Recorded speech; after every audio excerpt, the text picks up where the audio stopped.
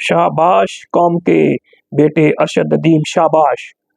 सहूलियात ना होने के बावजूद ओलंपिक्स की तारीख में इनफरादी तौर पर गोल्ड मेडल जीतकर आपने कौम का सर फख्र से बुलंद कर दिया है। इन्हें घुटनजुदा माहौल में एक ताज़ा हवा का झोंका फराम करके इनके चेहरों पर खुशी और मुस्कुराहट बिखेर दी है। आपने 92.97 मीटर नेज़ा फेंक कर ओलंपिक्स का 118 साल रिकॉर्ड तोड़कर यह साबित किया है और कौम को उम्मीद दी है कि पाकिस्तानी कौम किसी से पीछे नहीं, और अगर किसी को शिकस्त देने का तहिया कर लें तो वो शिकस्त देकर रहते हैं।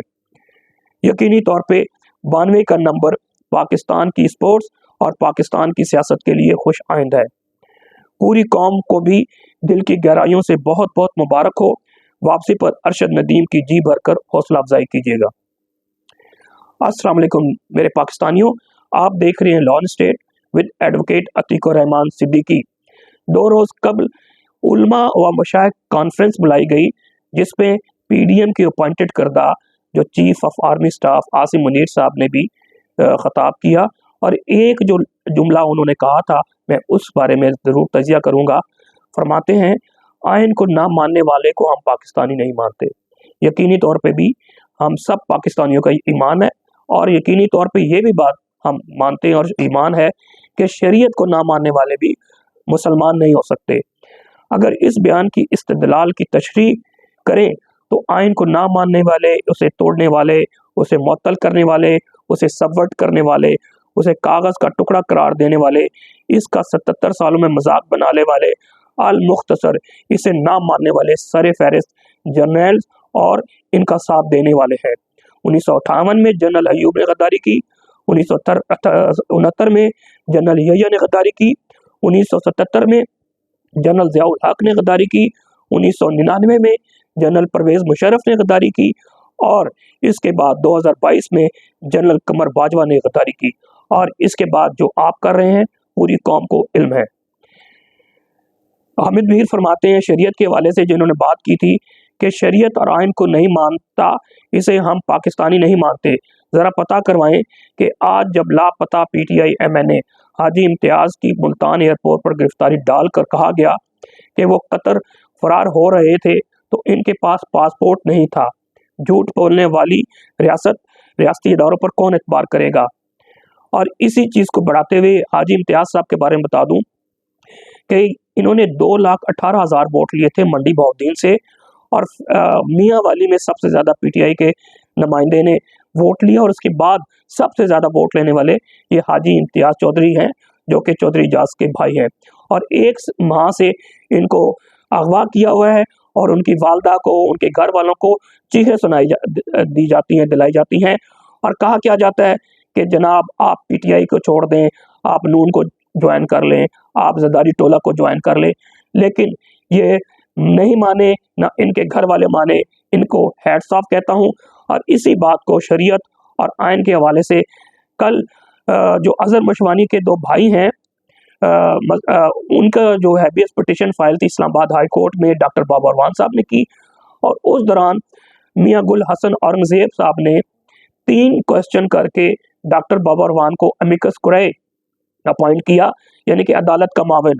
और जो उन्होंने क्वेश्चन दिए हैं वो बहुत इंपॉर्टेंट है, जिसमें उन्होंने कहा है कि जनाब जज के अहम तरीन अल्फाज ये हैं, आजकल शरीयत की बातें चल रही हैं, तो मुझे ज़रा बताएं, जुर्म कोई और करे और सज़ा घर वालों और रिश्तेदारों को देना शरीयत में जायज़ है? नंबर 2, मुझे ये बताएं कि शक की बुनियाद पर लोगों को गायब करना शरीयत में जायज़ है? और तीसरा, बगैर मुकदमे के लोगों को उठाना जायज़ है? और इंशाअल्लाह, क्योंकि बाबरवान साहब ना सिर्फ एक अच्छे जूरिस्ट हैं, बल्कि मैं समझता हूँ कि इस्लामिक जूरिस्ट भी हैं, और शरीयत पे इन पे काफ़ी अबूर हासिल है, और सैर हासिल कल जब नेक्स्ट हियरिंग होगी ग़ालिबन 13 को है, और उसको सैर हासिल इस पे बहस होगी और बाबरवान साहब उनको असिस्ट करेंगे। 2.5 सालों में दिन दहाड़े पीटीआई लीडरान, साफ़ी हजरात, सोशल मीडिया एक्टिविस्ट के जो गलीज़ अगवा का सिलसिला चल रहा है, कौम को और पूरी दुनिया को पता है ये अगवाकार कौन है। ये यकीनी तौर पर कौम के बदतरीन मुजरिम हैं। ये यकीनी तौर पर आइन को, शरीयत को नहीं मानते, अदलिया को नहीं मानते। ये सिर्फ अपने मज़मूम मकासद के हुसूल के लिए पाकिस्तान को भी नहीं मानते, और उलमा मशाइख काउंसिल में एक और इवेंट हुआ जिसको मैंने नोट किया है, वो छोटी सी तहरीर, अपना पॉइंट ऑफ व्यू। कल उलमा व मशाइख के नाम पर कॉन्फ्रेंस बुलाई गई और जब मैंने पहली सफ में एक जाहिल, अनपढ़, मजहबी, नौसरबाज और फराड़िया शख्स शुभ शुभ को देखा तो सिर्फ दिल से यही निकला कि ये हरगिज नाम से मंसूब उलमा कॉन्फ्रेंस नहीं हो सकती। इसके मकासद भी इस मलून शख्स की तरह होंगे। अस्तगफिरुल्लाह रब्बी मिन कुल्लि ज़ंबिन व अतूबु अलैहि। और आजकल बड़ी तेज़ी से अपॉइंटमेंट्स हो रही हैं रिटायर्ड जनरल्स की, उस हवाले से मैं अपनी फाइंडिंग, अपनी एक तजिया कर रहा हूँ। एक ओहदे से रिटायर होते हैं तो दूसरा तैयार होता है। लेफ्टिनेंट जनरल मोहम्मद आमिर को मुत्तहदा अरब इमारात में सफ़ीर नामजद कर दिया गया। याद रहे कि इनका नाम भी आसिम मुनीर के साथ आर्मी चीफ की लिस्ट में आया था और इसे जरदारी की सपोर्ट हासिल थी क्योंकि यह साबिक दौर में जरदारी का मिलिट्री सेक्रेटरी रहा है। इमारात में चूँकि जरदारी का स्ट्रेटजिक इंटरेस्ट है, इसलिए इसने अपना ख़ास बतौर सफ़ीर नामजद करवाया है। एक लेफ्टिनेंट जनरल से हम सफारतकारी भी करवाते हैं।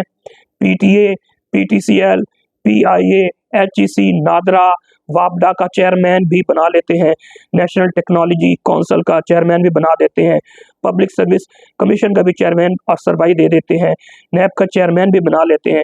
इसके अलावा भी बहुत से सिविलियन शोबों में खपा देते हैं। ऐसे अवामिल ने मुल्क का आज हर लिहाज से दिवालिया कर दिया है। ये मुल्क के खिलाफ अशराफिया की एक सोची समझी साजिश है। और आखिर में 2 रोज़ कबल जमात इस्लामी ने जो धरना दिया हुआ था वो ख़त्म किया। उस हवाले से जमात इस्लामी का धरना ख़त्म।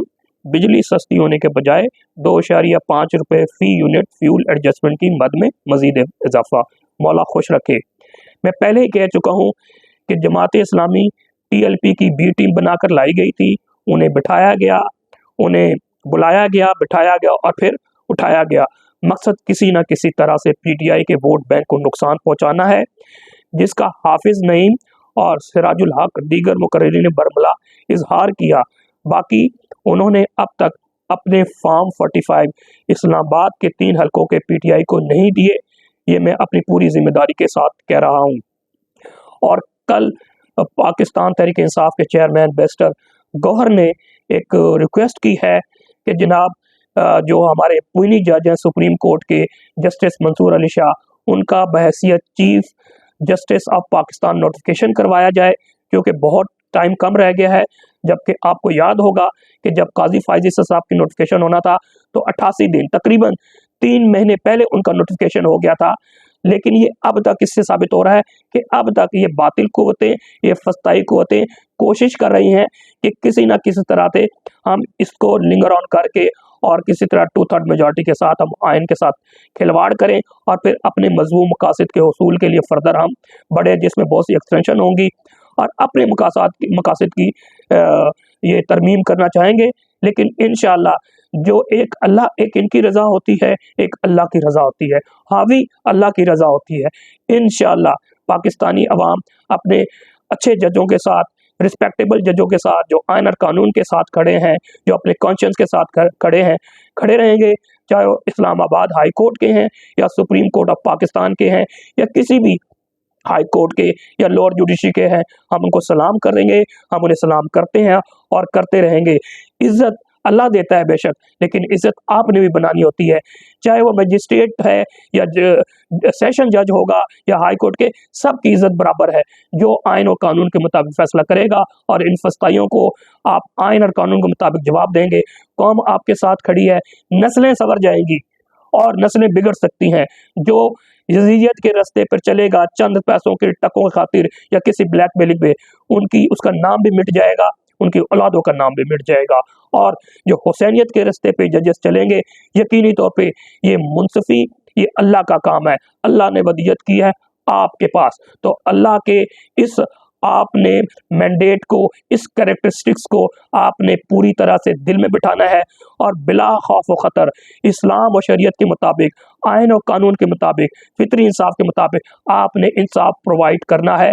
और ये जो फस्ताई है, जो आइन को नहीं मानते, कानून को नहीं मानते और अपने मजमूम मकासद के लिए पूरी 24 करोड़ आवाम को तबाह बर्बाद करना चाहते हैं, आप ही आखिरी बंद है। यकीनी तौर पर हज़रत अली रज़ियल्लाहु तआला अन्हु ने जो कहा था कि जनाब कुफ्र का निज़ाम तो चल सकता है लेकिन जुल्म का निज़ाम नहीं चल सकता। तो आपने ये साबित करना है और इनके जुल्म को रोकना है। पाकिस्तानियों पर जो जुल्म हो रहा है आप ही ने रोकना है। नेक्स्ट व्लॉग तक के लिए इजाज़त दीजिए। वस्सलाम। पाकिस्तान जिंदाबाद, अवाम जिंदाबाद।